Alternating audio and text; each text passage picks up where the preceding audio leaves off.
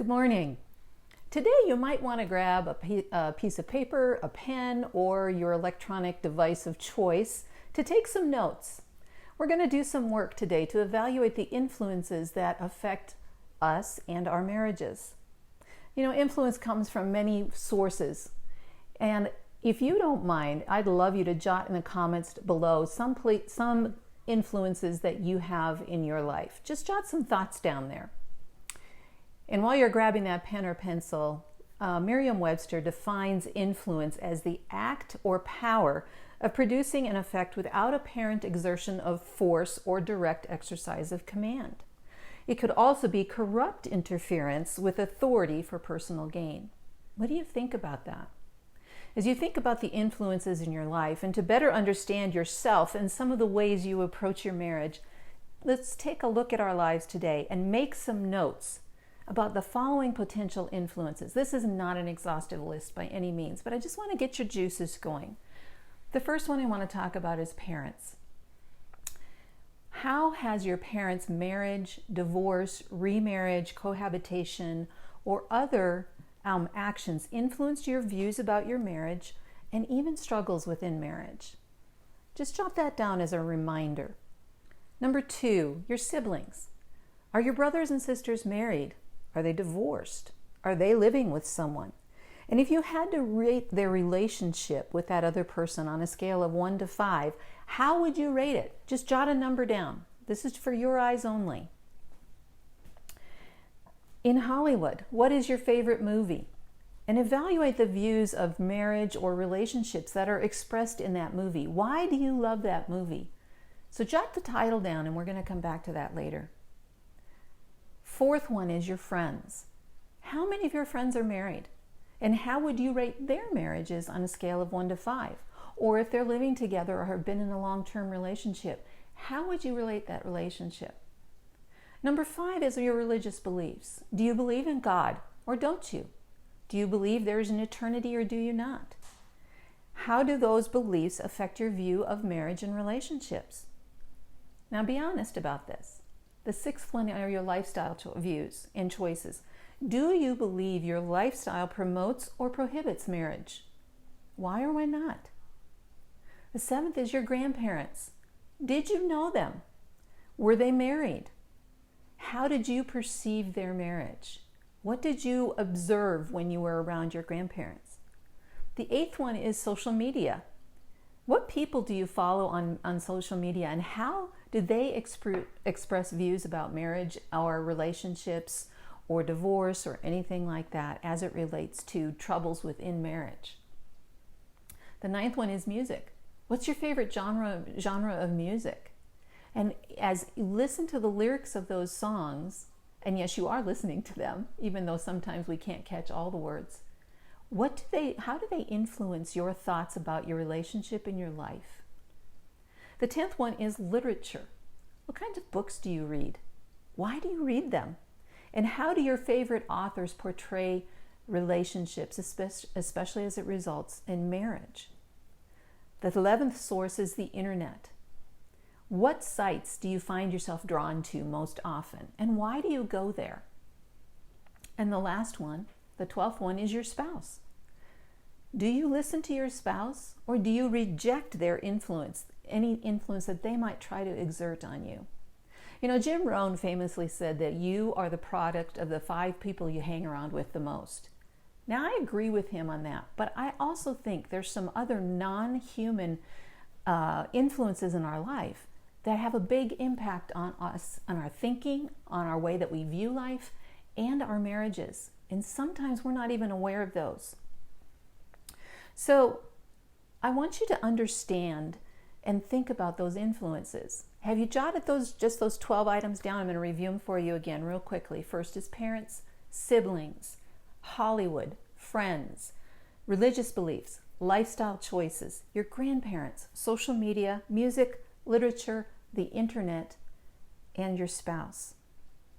So you've got those jotted down. Now, your next task over the next 48 hours is to set aside 30 minutes, and I really want you to write these down and Circle the ones that you feel are influential in your life. And you may come up with some other ones that you have as influences. That's great. Do that. Just jot them all down. Again, this is for your eyes only. You're not going to share this with anyone unless you decide to. But you want to jot these things down and look at them. And then I want you to put next to the word either positive, write the word positive or negative, or a plus or a minus sign, whichever one you want to do. Now, when I first did this exercise, there were some revelations in this that were kind of shocking. Some of them I expected, but some of them I didn't expect that I put either a positive or a negative after it. Now, honestly, usually it was the negative. But as I did this exercise, it helped me start to unpack some thought patterns and some beliefs that I had that were not necessarily healthy. Now, as I worked through this I got some help to work through this, I was able to identify some solutions, some ways to change my behavior, to change my thought pattern, and in some cases, I actually had to eliminate some of these influences. One that pops to mind right now is a relationship with another woman who, her favorite thing was to bash her husband. And that's just what she did. And you know, she told me she loved him, and I think she did, but whenever we were in social circles, her favorite thing was to bash her husband. It got to the point that whenever I thought about being around this person, I just got down. I was just like, ugh. I had a lump in my stomach. I didn't want to go, and I'd come back and I just felt exhausted. She was a drainer for me. Well, I didn't have the courage at the time to end that relationship, because sometimes when those relationships are like that, they become toxic. And the best thing you can do for yourself is to extricate yourself from that relationship. I didn't have the courage at the time to do that, but I didn't nurture that relationship either. And eventually it just died. The relationship died. And I'm not recommending that's the way you do it, but that's what happened in this certain situation.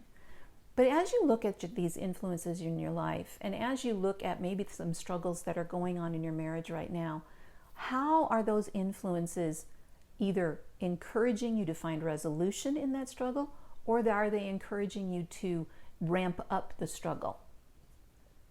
You know, when you talk with, like I did, talking with a coach about these things, the benefit of that was that coach was able to help me identify some of these things and identify why I was allowing that influence to continue in my life, and to identify the things within me that were being fed by that negative influence.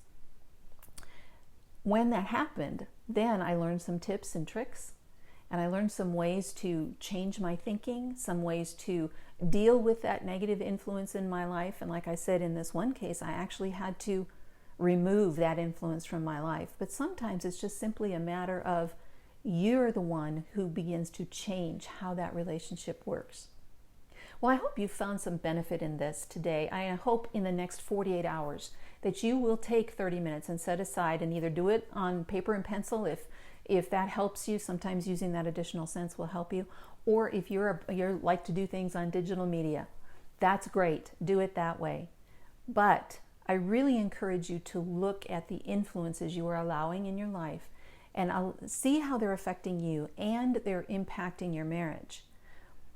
When we did this, when my husband and I have both done this, and we continue to do this on a regular basis, this allows us to discover and to create a better marriage, to relate to each other better, to identify where those pitfalls are coming and what's triggering them, and then make the corrections that we need to do, to realize that we're fighting on the same side.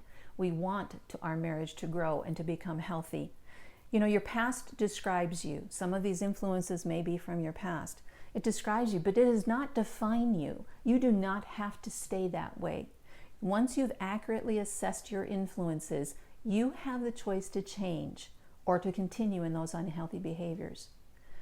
You know, if you need help with this, hop on over to my website at KirstenDSamuel.com. Kirsten is spelled Kirsten, D as in Diane, Samuel, SAMUEL.com. There's a big blue button on that page. Click that blue button and sign up for a free 30-minute talk with me, we can start to unpack some of these things and start talking about some tips and tools. And sometimes that's all you need is an unbiased coach that will take you through some processes and help you unpack it. I know it was beneficial for me. It took 2 or 3 sessions, and I had some really strong tools and tips to move forward. I'd love to help you. I'd love to encourage you. And I hope that you remember you can choose denial or you can choose to overcome. So until next time, see you later.